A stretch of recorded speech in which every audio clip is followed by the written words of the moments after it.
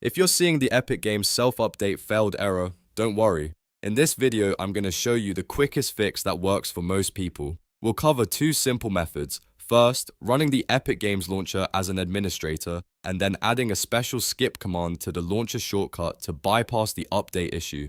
This is a very common problem, and the fix is usually fast once you know exactly what to change. If this video helps you out, make sure to hit like and subscribe for more quick tech tutorials just like this. Alright, let's jump right in. The first thing you want to do is close the Epic Games launcher completely if it's already open. Then go to your desktop or wherever your Epic Games launcher shortcut is located. Right-click the shortcut and choose Run as Administrator. This gives the launcher the permissions it needs to start properly and can sometimes solve the self-update failed error right away. If that works, great. But if you still see the same problem, we're going to apply the stronger fix now. Right-click the Epic Games launcher shortcut again and this time click Properties. In the Properties window, make sure you are on the Shortcut tab. Now look for the target field. This field contains the full path that the launcher uses to open. At the very end of that path, add a space and then type -SkipBuildPatchPrereq.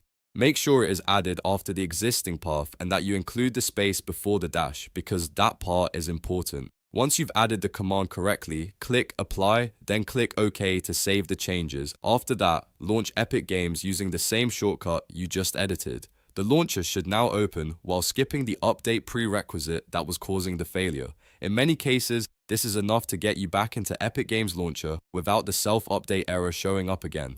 If the launcher opens normally, you're all set. If it still doesn't work, double check that the command was typed exactly as shown and that you edited the correct shortcut. These small details matter a lot when fixing launcher errors like this. And that's it.